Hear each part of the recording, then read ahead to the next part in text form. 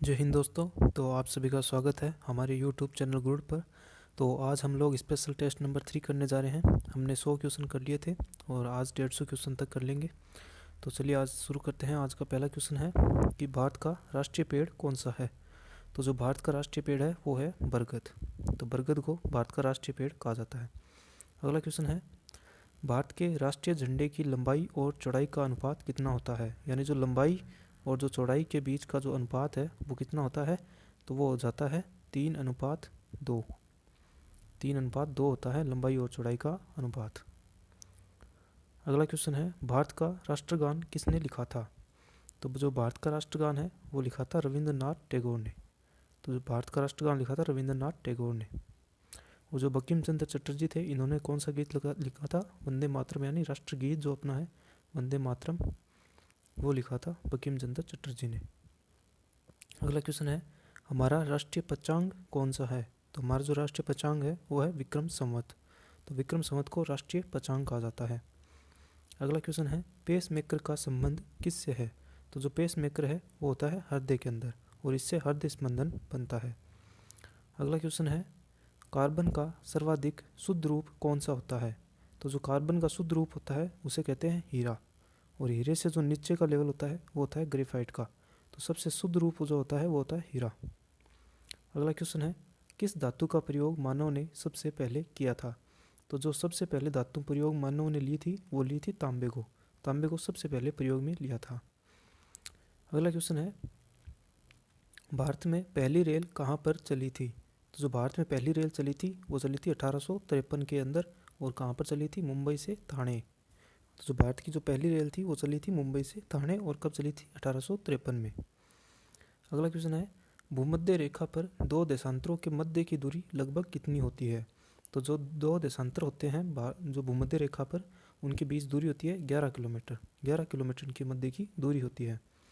अगला क्वेश्चन है, किस देश को हजार जिलों की भूमि कहा जाता है। तो जो हजार जिलों की भूमि कहा जाता है वो कहा जाता है फिनलैंड को। यानी फिनलैंड है उसे कहा जाता है हजार जिलों की भूमि। अगला क्वेश्चन है, अंडमान निकोबार से किस जगह से अलग होता है। यानी किस से अलग होता है, तो वो होता है 10 डिग्री चैनल से। यानी 10 डिग्री चैनल इनको अंडमान और निकोबार को अलग करती है।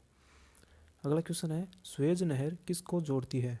तो स्वेज नहर है वो जोड़ती है लाल सागर, जो लाल सागर है और जो भूमध्य सागर है उन दोनों के बीच में है कौन सी, स्वेज नहर।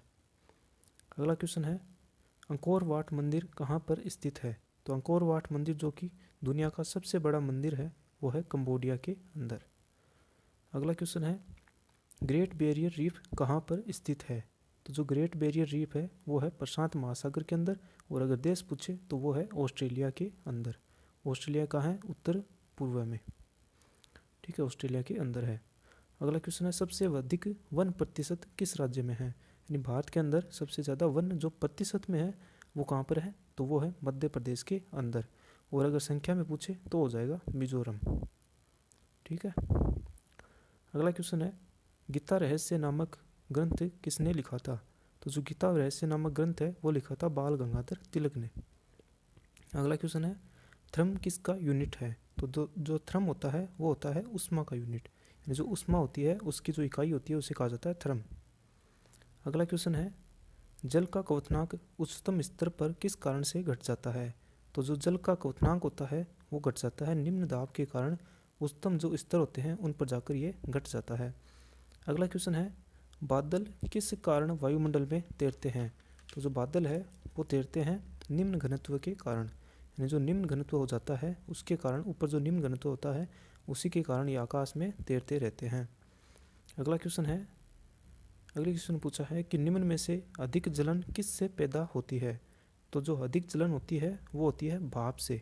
भाप से क्यों होती है, क्योंकि इसमें क्या होती है, इसके अंदर जो गुप्त ऊष्मा होती है, जो जल की गुप्त ऊष्मा होती है वो इसके अंदर संचित रहती है, तो इस कारण से भाप से अधिक जलन पैदा होती है। अगला क्वेश्चन है, फ्यूज किस सिद्धांत पर कार्य करता है। तो जो फ्यूज है वो करता है विद्युत ऊष्मीय सिद्धांत पर कार्य करता है। अगला क्वेश्चन है, विद्युत आवेश को भंडारित करने के लिए प्रयुक्त उपकरण को क्या कहते हैं। तो जो विद्युत आवेश को जो भंडारित करने के लिए प्रयुक्त उपकरण लेते हैं उसे कहते हैं संधारित्र। यानी कैपेसिटर उसे कहते हैं या संधारित्र कहते हैं। अगला क्वेश्चन है कि किस राज्य के पास सबसे लंबी समुद्र तटरेखा है। तो सबसे जो ज़्यादा लंबी तटरेखा है, समुद्र तटरेखा है, वो है गुजरात के पास, यानी गुजरात के पास सबसे ज़्यादा लंबी तटरेखा है। और गुजरात के बाद है आंध्र प्रदेश, और आंध्र प्रदेश के बाद है तमिलनाडु, और तमिलनाडु के बाद है महाराष्ट्र। तो ये इनका क्रम है 4 राज्यों का। अगला क्वेश्चन है पश्चिम बंगाल की सीमा कितने देशों के साथ लगती है। तो जो पश्चिम बंगाल है उसकी सीमा लगती है 3 देशों के साथ लगती है। और वो देश कौन से हैं? बांग्लादेश, नेपाल और भूटान। ये 3 देश हैं जिनके साथ किसकी सीमा लगती है? पश्चिम बंगाल की सीमा लगती है। अगला क्वेश्चन है आंध्र प्रदेश और तमिलनाडु के तटीय भूभाग को क्या कहते हैं। तो जो आंध्र प्रदेश और तमिलनाडु का जो तटीय भाग है उसे कहते हैं कोरोमंडल। जो कोरोमंडल होता है उसे तटीय भाग को कहते हैं कोरोमंडल। कहाँ पर? आंध्र प्रदेश और तमिलनाडु के बीच में है। और जो पश्चिम में जो केरल का तट है, जो केरल के तट को क्या कहते हैं? केरल के तट को कहते हैं मालाबार तट, मालाबार तट। अगला क्वेश्चन है कौन सा राज्य 7 सिस्टर्स का सदस्य नहीं है। तो जो 7 सिस्टर्स है उनके अंदर आते हैं, एक तो आता है अरुणाचल प्रदेश, एक नागालैंड, एक मणिपुर, और एक मिजोरम और मेघालय और असम, और एक आता है अपना त्रिपुरा।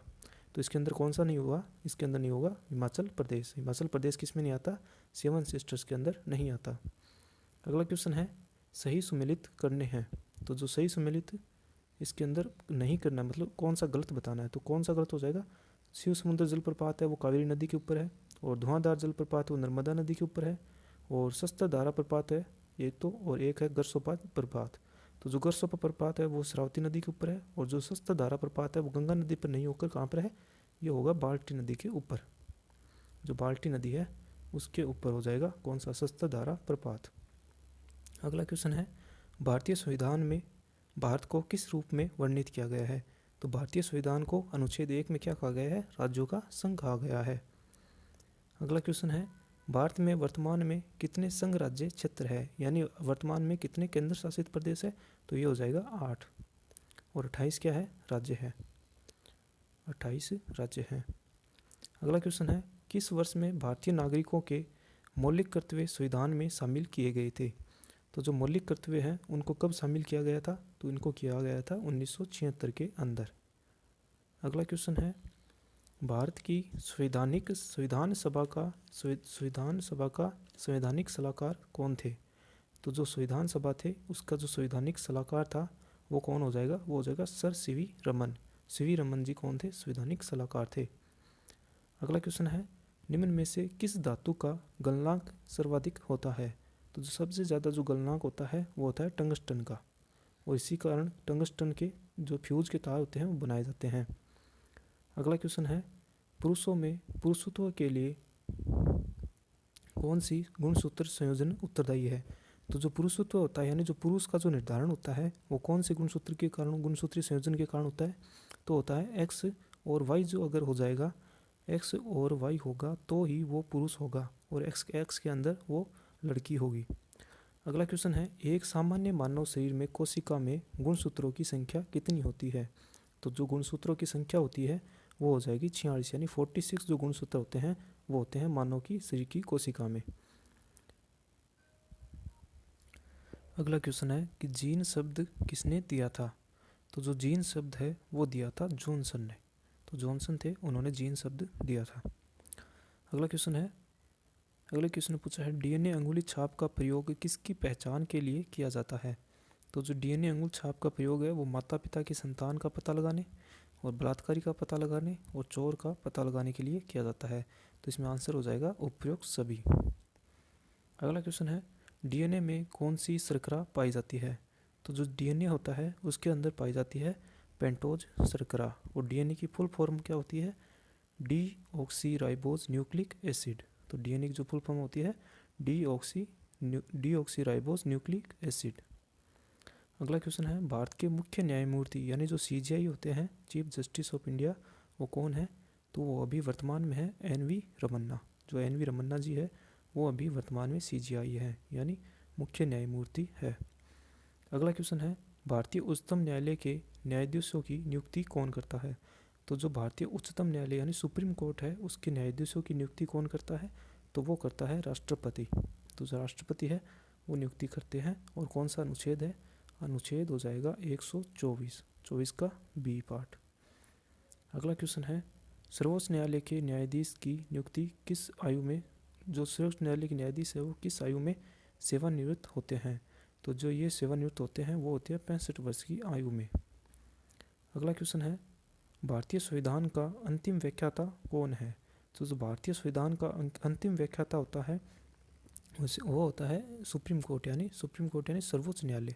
और इसका अनुच्छेद कितना है, अनुच्छेद है 132, 133 और 228 में। इसके अंदर संविधान का जो अंतिम व्याख्याता है उसे किसे बताया गया है, उसे बताया गया है सर्वोच्च न्यायालय को। अगला क्वेश्चन है भारत के उच्चतम न्यायालय की केंद्र और राज्यों के बीच विवाद का निपटारा करने की शक्ति किसके अंतर्गत आती है। तो जो केंद्र और राज्यों के बीच जो विवाद होता है उनका निपटारा करने की जो शक्ति है वो किसके मध्य आती है, तो वो आती है मौलिक अधिकारों के अंतर्गत आ जाती है। और इसका जो अनुच्छेद है वो कौन सा है, अनुच्छेद 131 के अंदर जो निपटारा है वो किया जाता है, किसके द्वारा, उच्चतम न्यायालय के द्वारा। अगला क्वेश्चन है भारत के नियंत्रक तथा महालेखा परीक्षक की नियुक्ति कौन करता है। तो जो भारत के नियंत्रक और महालेखा परीक्षक है उनकी नियुक्ति की जाती है राष्ट्रपति के द्वारा। अगला क्वेश्चन है भारत के नियंत्रक और महालेखा परीक्षक का कार्यकाल कितने वर्ष का होता है। तो जो भारत के नियंत्रक और महालेखा परीक्षक है यानी जो सीजी होते हैं उनका जो कार्यकाल होता है वो कितना होता है, 6 वर्ष या 65 वर्ष, यानी 65 वर्ष की उम्र तक हो सकते हैं या फिर 6 वर्ष इनका कार्यकाल होता है। अगला क्वेश्चन है कौन सा आयोग संवैधानिक उपबंध द्वारा स्थापित नहीं है। तो जो योजना आयोग है वो संवैधानिक उपबंध द्वारा नहीं है, इसको जो पंचवर्षीय योजना होती है उसके अंतर्गत योजना आयोग को स्थापित किया गया था। अगला क्वेश्चन है संघ लोक सेवा आयोग के सदस्यों का कार्यकाल है वो कितना होता है, यानी जो यूपीएससी है उसके जो सदस्य हैं उनका कार्यकाल कितना होता है, 6 वर्ष से लेकर 65 वर्ष की आयु तक का होता है। अगला क्वेश्चन है चुनाव आयोग किस अनुच्छेद में स्थापित किया गया था। तो जो चुनाव आयोग है उसको स्थापित किया गया था 324 जो नंबर का अनुच्छेद है 324, उसके अंदर चुनाव आयोग को स्थापित किया गया था। अगला क्वेश्चन है मुख्य चुनाव आयुक्त का कार्यकाल कितना होता है।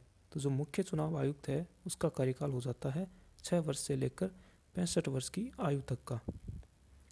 अगला क्वेश्चन है जो लास्ट क्वेश्चन है संविधान में दल बदल विरोधी कानून किस वर्ष पारित हुआ था। तो जो दल बदल विरोधी कानून यानी जो 52वां संवैधानिक संशोधन हुआ था वो कब हुआ था, 1985 के अंदर।